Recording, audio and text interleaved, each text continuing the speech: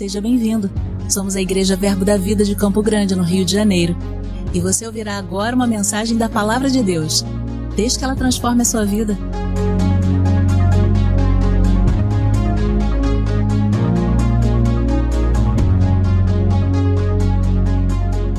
Aleluias, aleluia, Deus é bom.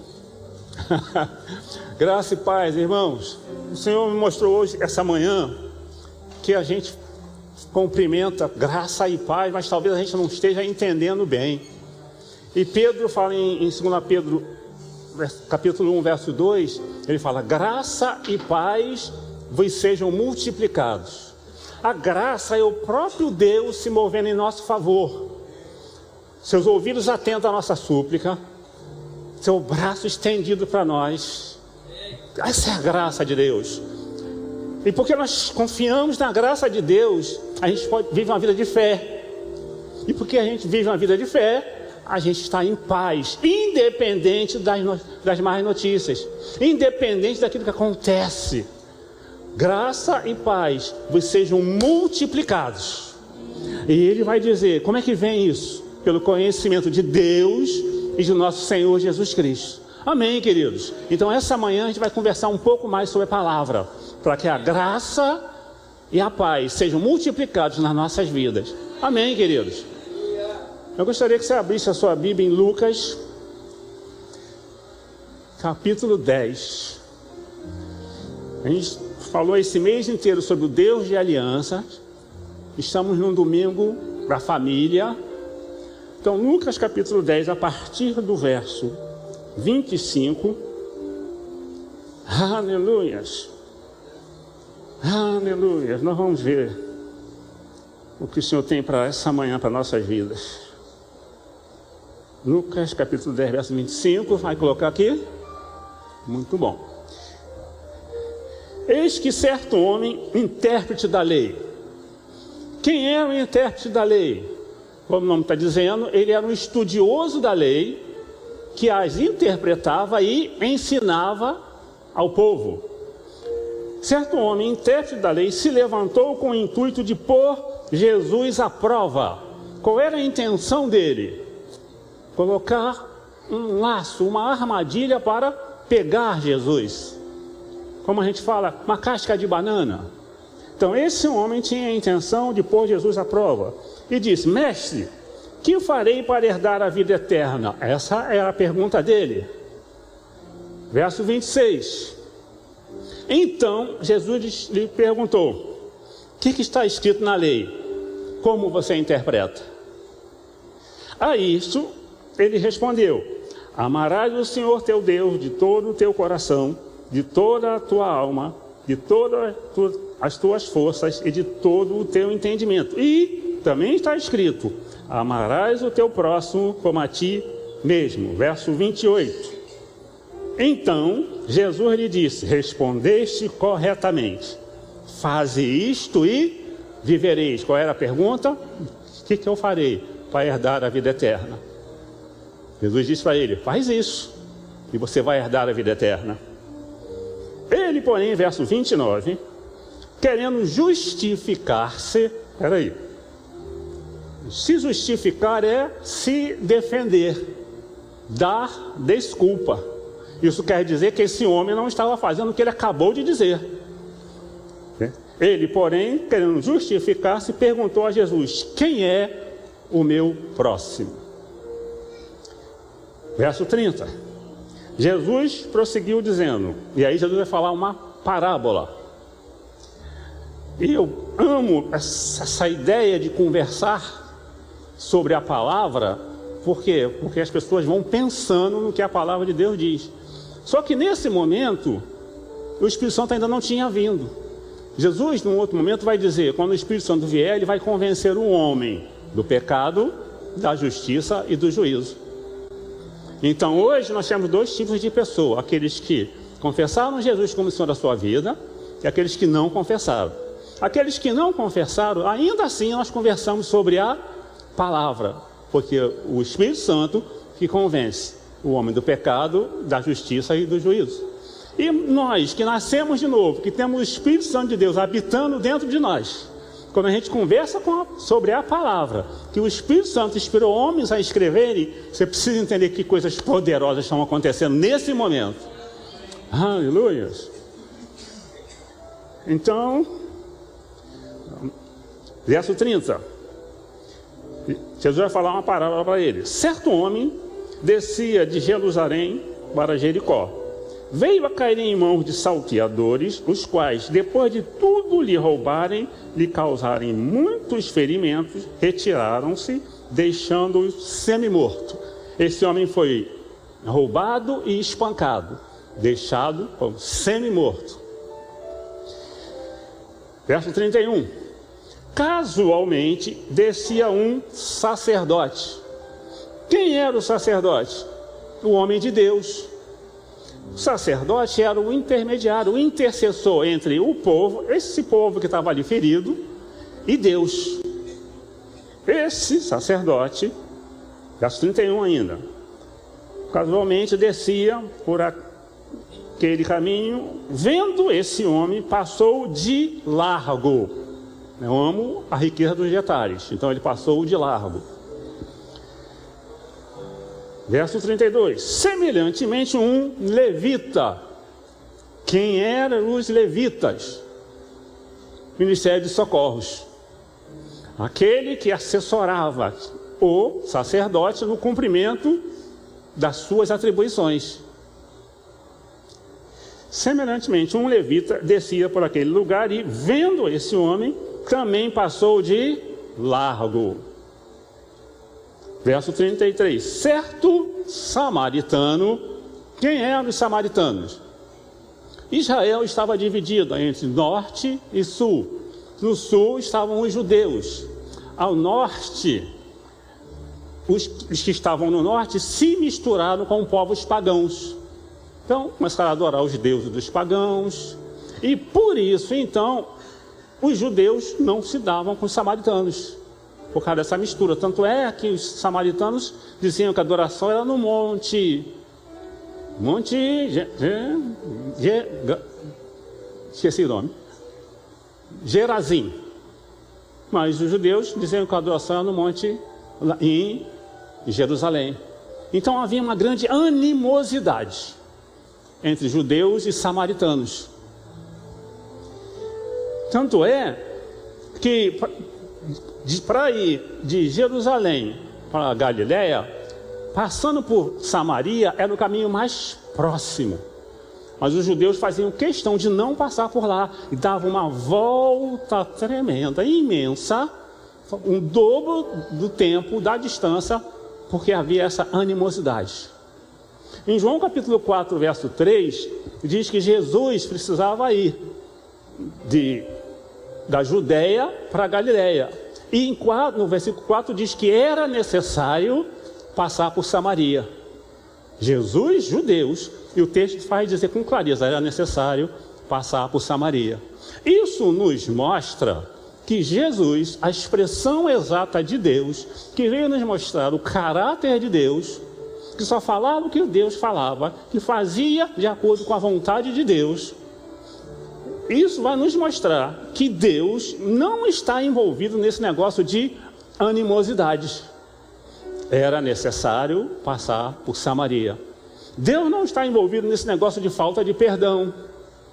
Deus não está envolvido nesse negócio de rancor, ressentimento, mágoa. Porque Jesus, judeus, em João capítulo 4, verso 4, diz que era necessário passar por Samaria. Tanto é que nesse trajeto, ele para diante de um poço e uma mulher chega para pegar água, ele puxa um assunto com ela e ela diz, como sendo tu judeu, fala comigo mulher e samaritana. E o texto deixa bem claro, porque os judeus não se dão com samaritano. Voltando para o texto, Lucas 10, 33. Esse certo samaritano que seguia o seu caminho, passou-lhe perto. Os judeus não lhe dão com o samaritano. Esse samaritano viu aquele homem e se achegou a ele. E agora isso me lembra uma palavra que eu tenho ouvido muito recentemente, que é empatia. O que é empatia? É ver uma pessoa numa situação difícil e se achegar a essa pessoa. E isso é muito bom. É bom demais nós termos pessoas, porque nós não somos perfeitos, estamos num mundo caído, passamos por dificuldades, não ficamos. Então é bom ter pessoas que se chegam a nós com empatia, se identificando conosco daquela situação. Estou com você. Então ter empatia é muito bom. É muito bom ter um corpo pastoral, onde a gente pode se achegar e abrir o nosso coração, e eles vão ter empatia para conosco. Ei, nós estamos aqui. Então esse homem samaritano se achegou perto, vendo, compadeceu-se dele. Agora, o que é a compaixão? A compaixão é ir até essa pessoa que está em dificuldade, com problemas, e não só se achegar, isso é empatia, mas remover essa pessoa dessa situação. Compaixão. Se chega a pessoa e agora tira a pessoa daquela condição. A gente vai ver isso em Marcos capítulo 8, verso 2. Diz que Jesus estava ministrando a uma multidão, 3 dias. E eles estão lá, com fome. E aí, a Bíblia vai dizer em Marcos 8, 2, que Jesus se compadeceu deles. Compaixão faz algo. Aleluia. Então, o que Jesus fez? Multiplicou pães e peixes, porque eles estavam famintos. Então Jesus se compadeceu, multiplicou pães e peixes. Em Mateus 9, a partir do 36, vai dizer outra vez que Jesus estava ministrando a uma multidão, e aí ele se compadeceu da multidão. Vamos lembrar, compaixão, vai lá e tira a pessoa daquela situação. E Jesus olha para aquela multidão e vê que eles estavam aflitos e exaustos, como ovelha que não tem pastor. E aí Jesus então cura a enfermidade deles. Compaixão, faz algo. E aí ele se dirige aos discípulos. E eu vou parafrasear: vocês são poucos, então vocês devem se mover em compaixão. Eles estão como uma ovelha que não tem pastor, precisam ser pastoreados. Estão aflitos, exaustos, então vocês precisam se mover em compaixão, ir até eles e removê-los dessa situação. Mas como vocês são poucos, eu estou parafraseando, ore ao Senhor da seara, para que envie ceifeiros para a sua seara, com o propósito de se mover em compaixão. Amém, queridos? Aleluia. Então esse samaritano se compadeceu dele. Verso 34. Chegando-se, passou-lhe os ferimentos, aplicando-lhes óleo, vinho, colocou-o sobre o seu próprio animal, levou-o para uma hospedaria, tratou dele na hospedaria até o dia seguinte. Verso 35. No dia seguinte, tirou 2 denários e os entregou ao hospedeiro, dizendo: cuida deste homem. Se alguma coisa gastares a mais, eu te indenizarei quando voltar. Verso 33. Agora Jesus vai voltar e vai perguntar para o homem: qual destes 3 te parece ter sido o próximo do homem que caiu nas mãos de salteadores? Respondeu-lhe o intérprete da lei: o que usou de misericórdia para com ele.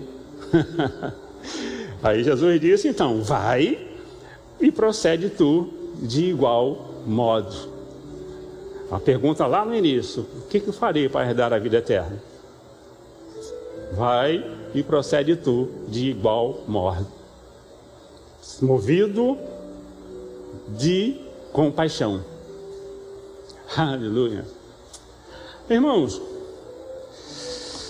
nós servimos a um Deus de excelência.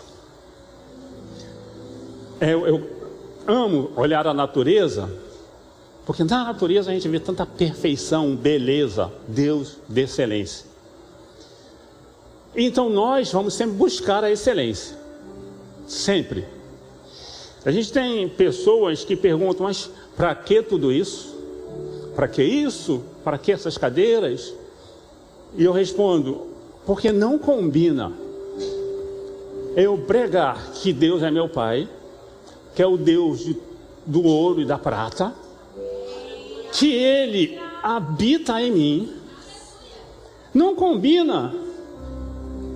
Então eu ter casa quebrada, carro quebrado, relacionamentos quebrados, não combina. Então a gente sempre vai buscar a excelência sim, porque é lícito.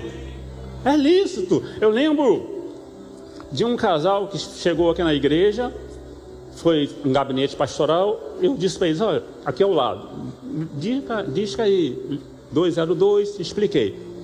E aí ela fez isso, a secretária olhou pela câmera, e aí liberou, e a porta fez assim, clac, acesso liberado. E a esposa falou assim: que chique. Aí, como estava escurecendo, no primeiro lance de degraus que eles pisaram, o sensor detectou a presença, a luz acendeu. E ela disse: que chique. Subiram aquele primeiro lance. No segundo lance, ela chega lá em cima, de novo o sensor detectou, e ela disse: que chique. Eles já estavam impactados pela excelência. Oh, aleluia. Eu ouvi alguém contando algo de uma família que você chegou na igreja, e essa família, marido, mulher e filhos, antes do culto, a esposa disse: onde é o toalete? E foi indicado, ela foi até lá, e quando ela voltou, antes de ouvir a palavra, ela disse para o marido: nós vamos ficar nessa igreja. E ele não entendeu nada, aí ela explicou: porque se o pastor dessa igreja pode cuidar daquele banheiro daquele jeito, pode cuidar da nossa vida. Excelência. Nós vamos sempre buscar a excelência, sim. Aleluia. Mas 1 Coríntios 15, 19 diz que se nós esperamos em Cristo apenas nessa vida, somos os mais infelizes de todos os homens. E a versão revista e corrigida diz que nós somos os mais miseráveis. Então o propósito é ter dinheiro, sim, para viver as coisas boas, sim, desfrutar, sim, mas o propósito é alcançar as vidas. Aleluia, aleluia, aleluia, aleluia. Mateus 6,19 vai falar sobre o nosso coração, né? E ele diz: vocês não devem juntar tesouros na terra, onde a traça e a ferrugem corrompem, e onde o ladrão rouba e escava. Está falando sobre o coração. Vocês devem juntar tesouros nos céus, onde nem a traça, nem a ferrugem corrompe, nem onde o ladrão tem acesso. Amém, queridos? Está falando sobre o nosso coração. Então a gente vai sempre buscar a excelência, mas vamos lembrar, o propósito é alcançar as vidas. Amém, queridos? Aleluia, aleluia. Mateus 6,33 diz que a gente deve buscar em primeiro lugar o reino de Deus e a sua justiça, e as coisas vão ser acrescentadas. Vamos buscar a excelência sempre. Vamos desfrutar aqui na terra do melhor, sim. Mas sabe o que diz em 1 Coríntios 15, a partir de 51? Está falando sobre arrebatamento. E diz que é iminente, vai acontecer logo, logo. E as coisas vão ficar aí, amados. As coisas vão ficar.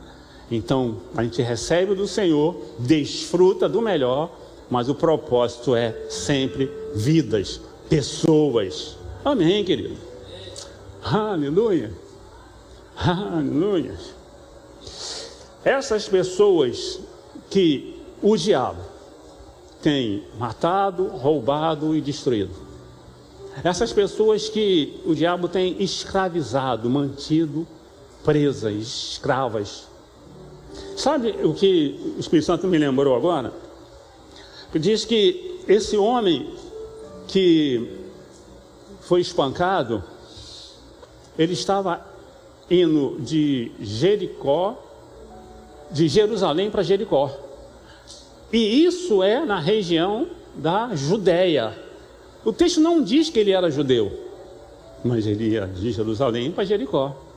Mas o samaritano não quis nem saber. Não importa, ele se achegou com empatia e com compaixão e cuidou daquele homem. O propósito do Senhor nos reunir nesse lugar e nos fazer chegar boas coisas para a gente Para a gente desfrutar, sim, porque é lícito, mas o propósito é alcançar as vidas. O que realmente importa são as vidas, que elas estão aflitas, exaustas, como ovelha que não tem pastor, que estão passando por condições que eles não conhecem essa palavra. E nós somos chamados para isso. O título da mensagem é Movidos por Compaixão. Esse é o nosso propósito. Num culto onde a gente está falando Deus de aliança, e no culto da família, aleluia, a gente vai estar lembrando da nossa família, marido e mulher, filhos, culto da família, Deus de aliança. Nós nos movemos por compaixão. A família de Deus, nós nos movemos por compaixão. Mas a Bíblia diz que a gente deve fazer o bem a todos, principalmente aos da família da fé. Movidos por compaixão. Aleluia, aleluia, aleluia. Eu tenho, às vezes, eu vejo lá na internet umas pessoas que começam a jogar pedras falando sobre o tenente Reagan, e eles começam a falar coisas que a gente não fala. A minha vontade é que eles estivessem aqui, porque aqui a gente simplesmente conversa sobre a palavra. Não tenho que inventar. Essa passagem nos mostra que nós devemos nos mover por compaixão. E como o pregador é o primeiro a ser ministrado, essa semana, enquanto eu estava recebendo essa mensagem, parou uma senhora ali fora, com um saco na mão, e começou a chorar. Eu falei, posso te ajudar? E ela disse, eu fui expulsa de casa. Sabe? Mas ela mesmo disse que ela errou com a mãe. Falei, o que você está necessitando nesse momento? Não, a minha mãe já está aceitando conversar comigo. Então eu preciso voltar para casa. Movidos por compaixão. Está ministrando? Agora pratica. Eu ligo para a mãe. Olha, tua filha está aqui. Não, eu vou mandar o Uber. Eu falei, não, fica tranquila, eu vou mandar o Uber, eu vou pagar. Naquele momento, eu entendi que a mensagem, se não for para ninguém aqui, era para mim. Amém, queridos? Aleluia. Aí, domingo, sexta-feira, uma pessoa para ali na porta, mulher também, muito agitada. Eu quero falar com o pastor. Eu falei, olha, ele não está no momento. Naquele momento, ela viu a Nath. Eu falei, deixa eu falar com ela. Eu falei, não pode, ela está trabalhando. E você? Você é quem? Eu falei, eu sou o porteiro. Eu não quero falar com o porteiro, não. Eu falei, mas talvez eu possa te ajudar. Ela tinha passado lá no bazar e mandaram ela para cá.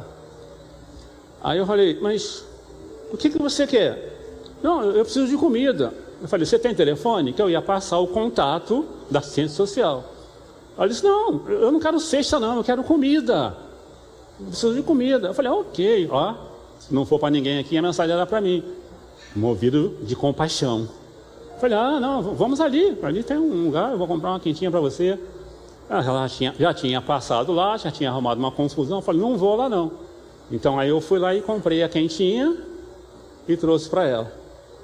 Então a mensagem passa primeiro para o ministro. Entendeu? O ministro não está aqui trazendo recado para ninguém nunca. Ele recebe primeiro, ele é tratado primeiro. Aleluia. Movidos por compaixão. Eu gostaria que você abrisse comigo em Mateus 14. Aleluia. Aleluia. Mateus 14. Desembarcando, Jesus viu uma grande multidão, compadeceu-se dela e curou as suas enfermidades. Compaixão se move para fazer algo. E eu fui muito tratado. Quantas vezes eu tenho passado por pessoas aqui em Campo Grande, ao largo. Falei, pai, eu entendi. Pessoas. A gente não foi chamado para julgar, mas por que está vivendo isso? Não. O texto não fala sobre julgamento. Fala sobre compadecer-se, fazer algo para remover a pessoa daquele lugar. Aleluia. Abre comigo, por favor, em João, capítulo 13. João, capítulo 13. Aleluia.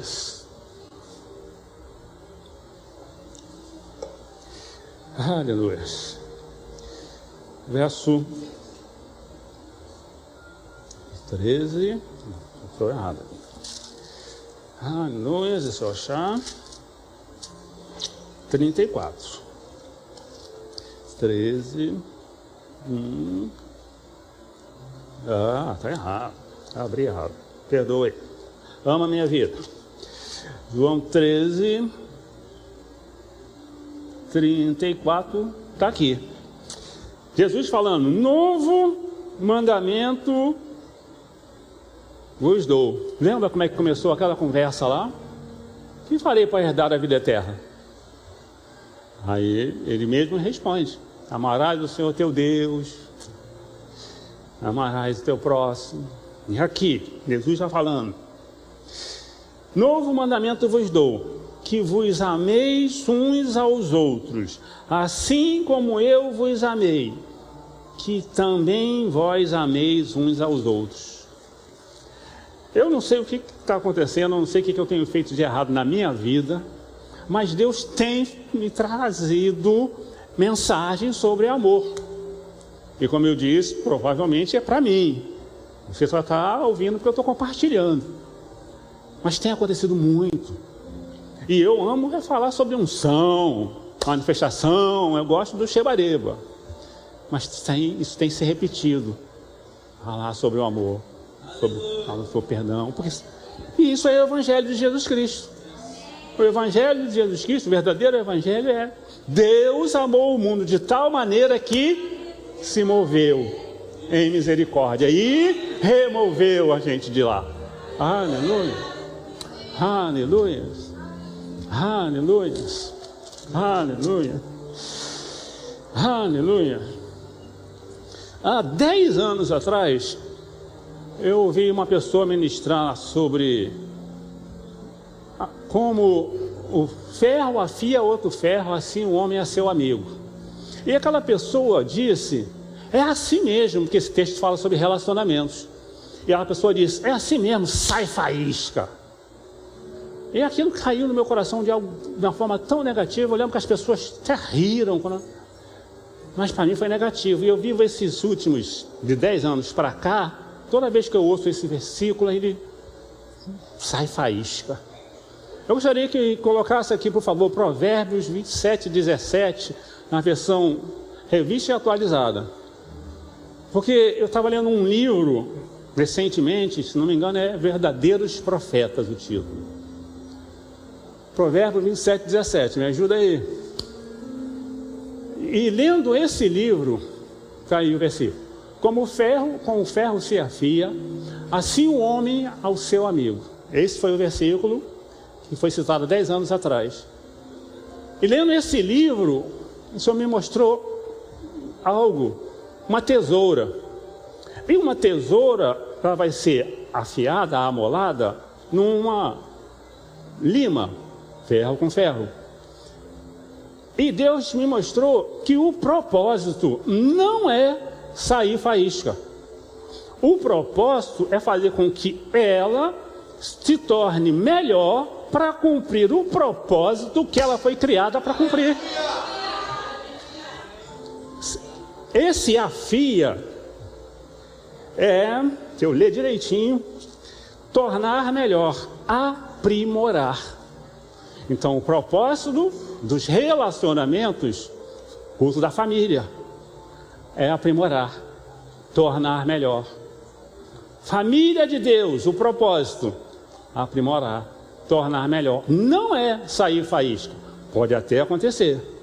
A outra versão, na revista e corrigida, o mesmo versículo, Provérbios 27, 17, como o ferro com o ferro se aguça, assim o homem afia o rosto do seu amigo. Afia, torna melhor, aprimora relacionamentos.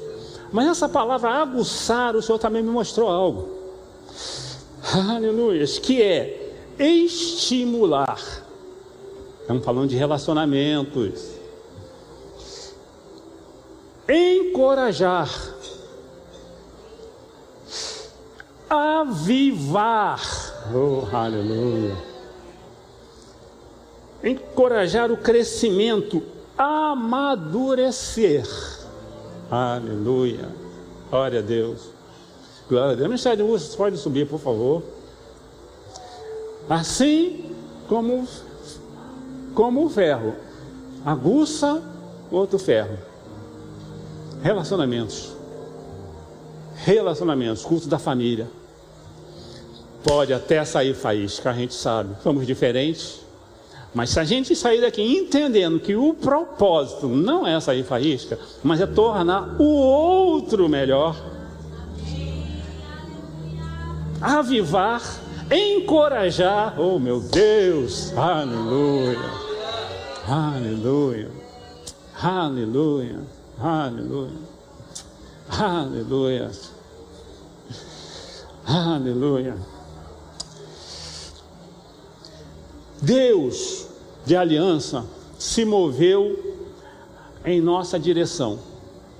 Nós que não queríamos saber dele, que estávamos imersos, mergulhados em pecados, se moveu em nossa direção, porque ele é amor e ele se moveu com misericórdia para nos tirar daquela condição. E agora ele nos chama como filhos amados para sermos imitadores dele como filhos amados. E o que? Nos movermos em íntima compaixão pelas vidas. Eles estão perdidos como ovelhas que não têm pastor. Eles não sabem. Eles precisam que a gente vá até lá, independente da condição. Eles estão tão arrasados que eles acham que não merecem de Deus. Então a gente vai falar do amor de Deus. Como? Se agindo. Estou com você, empatia. Mas misericórdia, vem comigo. Eu tenho uma palavra, eu tenho uma solução. Eu falo e faço. Amém, queridos? A gente tem um tempinho, gostaria que você ficasse de pé. Aleluia. Aleluia. Então, a palavra de Deus, ela foi ministrada. E eu sei que Deus foi tratando com cada um em alguma área. Então eu gostaria que você fechasse seus olhos, levantasse as suas mãos e deixasse o Senhor, é o Senhor que trata, o Senhor confirma, o Senhor ensina, o Senhor corrige, é entre você e Ele. Está livre. Ouça outras ministrações em nosso site verbodavida.com/Campo Grande RJ. Nos acompanhe também em nossas redes sociais, Facebook, Instagram e YouTube. Seja abençoado na prática dessa palavra.